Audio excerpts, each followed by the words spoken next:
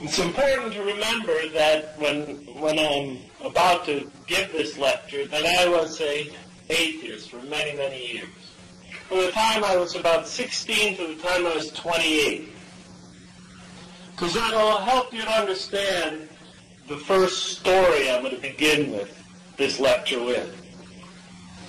Because when you're an atheist, you reject God outright. And when you do such a thing, you're committing a grave and dangerous wrong. Grave and dangerous because you are harming yourself, your soul, your person, in very profound ways. And when you convert to Islam, there's a lot of repair work to do. Because you've done such damage to yourself. You've built up so much pride, so much vanity, so many harmful qualities that it's going to take some time to break them down and to build all over again and to construct your character. The account I'm about to begin this story with is not flattering to me. It's actually very embarrassing. And I have a difficult time sharing it with you, because it doesn't put me in a very good light. But I do think it says something about the mercy and the glory and the grandeur of God, of Allah, the Almighty and the Merciful. Put in a position of having to defend myself. The only difficulty I really had was telling my mother that I had become a Muslim, because she was a very devout Christian. And then I became an atheist. That was a big shock in her life. But when I became a Muslim, that was even worse as far as she was concerned. And I had a difficult time telling her. A couple days after I became a Muslim, I called her on the phone. And she was the first person that I personally notified about what I had done. And it was a very emotionally charged 3 weeks, that semester break, when I went home and had to defend what I had done to my parents. Because I had to explain Islam to them from A to Z. And we were up till 5 in the morning every night, my mother and I, discussing religion for like 2 weeks straight, exhausting each other. But in the end, she came to have a healthy respect for my religion. At one point she said, "I understand why you became a Muslim. A person who thinks the way you do," I wasn't quite sure what that meant, but a person who thinks the way you do, I can understand why that religion would definitely appeal to them. And then she said to me, "But I'm sorry, son, but I can never become a Muslim." And after that, we agreed to discuss it for a long time, and we did. But finally, she asked me at one stage not to discuss it anymore. And so we just hardly ever discuss it anymore. Unless she brings it up, then I'll discuss it with her. But I'll never bring it up first, because she immediately becomes defensive and has a very difficult time with it. So thank you.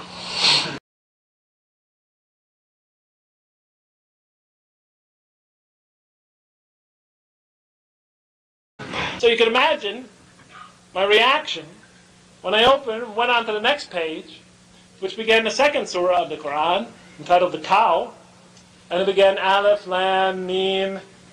That is the book wherein, no doubt, is guidance for those who have fear, have taqwa. I was shocked.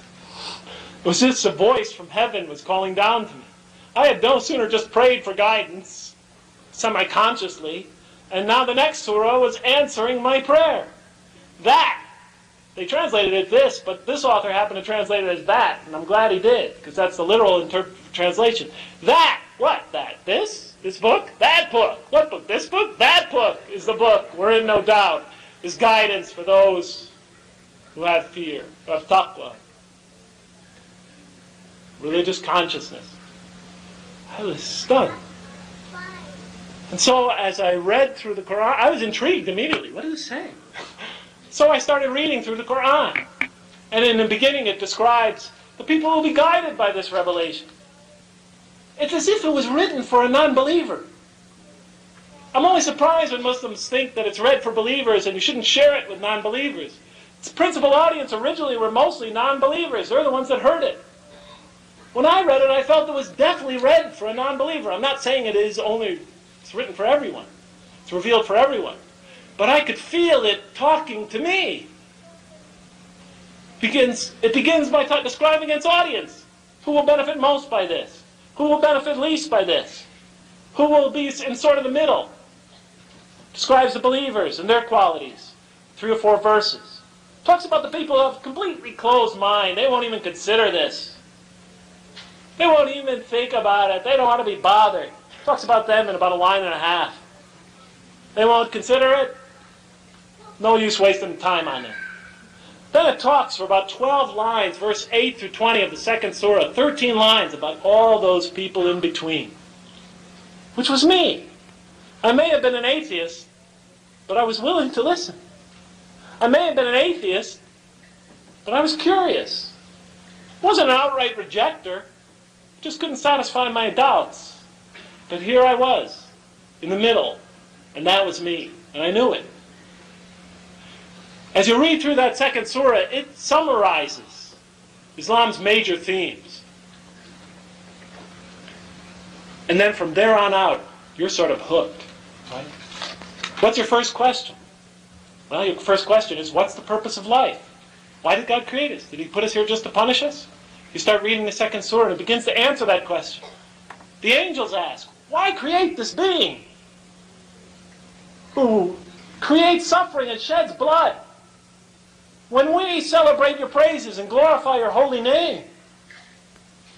You know what reaction was when I read that? Wait a minute, that's my question.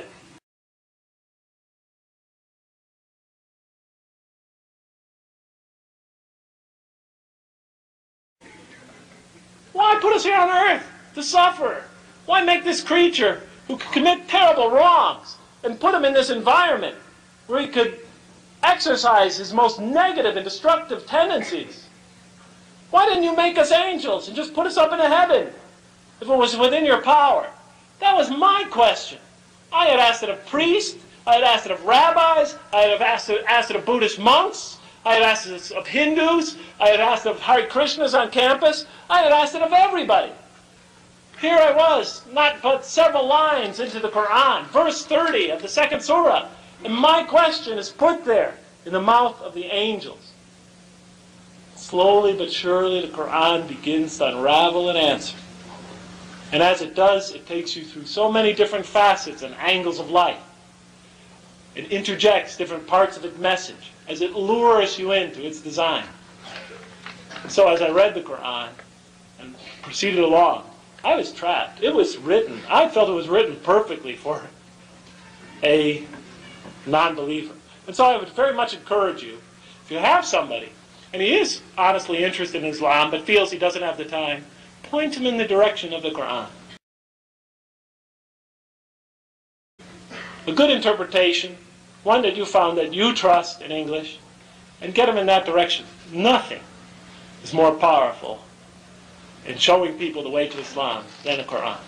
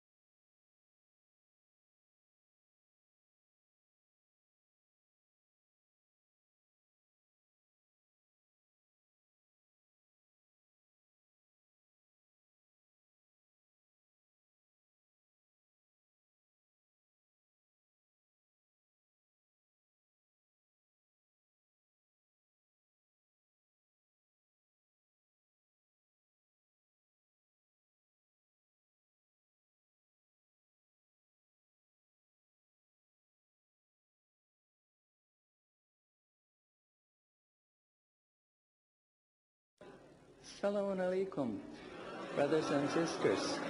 I want to just briefly tell you, I'm sometimes asked, how come you're a Muslim?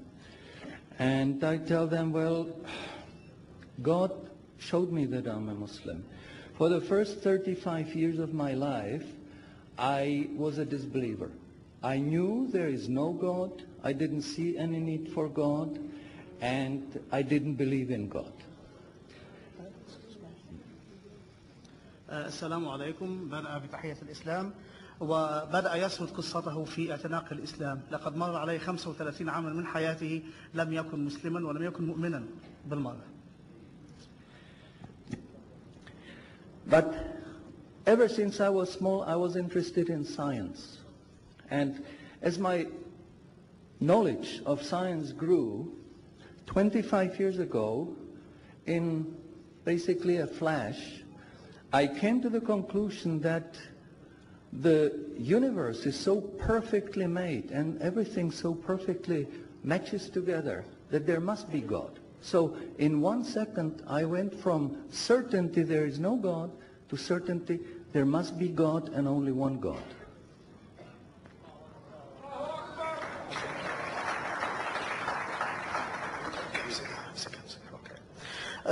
يقول أنه كان مهتما دائما بالعلم وكان يرى إحسان الصنع في هذا العالم وكيف يسير وكان يقول لنفسه لابد أن هناك إلها يحكم تسير هذا العالم من اهتمامه بالعلم.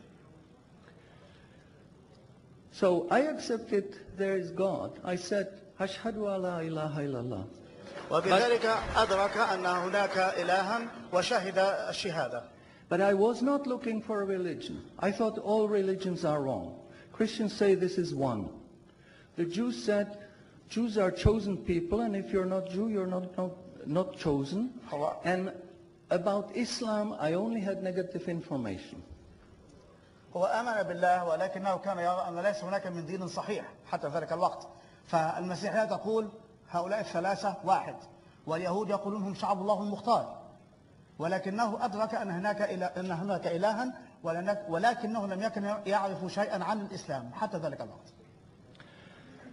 But I didn't want to stay ignorant about religions. So I said, okay, I read Bible. And I saw in the Bible there are places which you know come from God. You feel it in your heart. But you see there are places which come from man.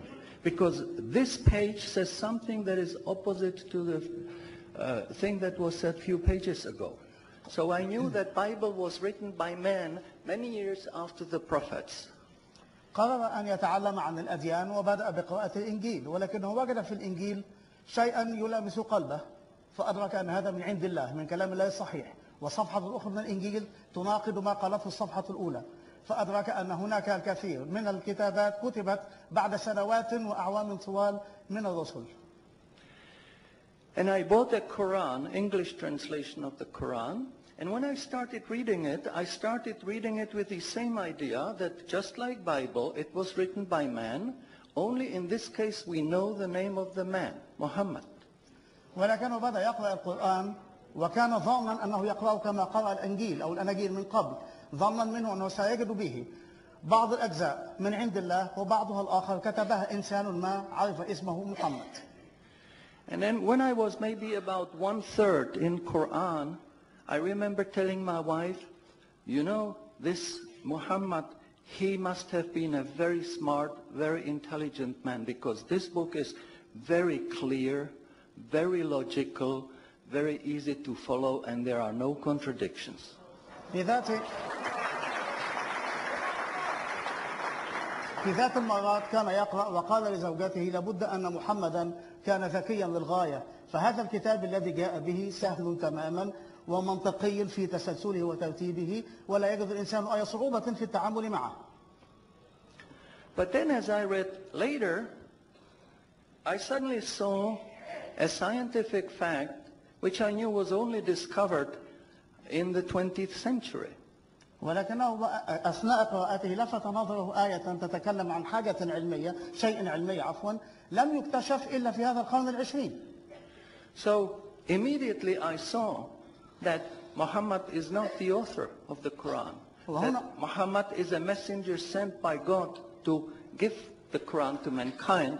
وهنا, وهنا أدرك أن محمدا ليس هو كاتب هذا النص ولكنه رسول أرسله له بهذا الكتاب للناس. So I saw, mashallah, Muhammad Rasulullah.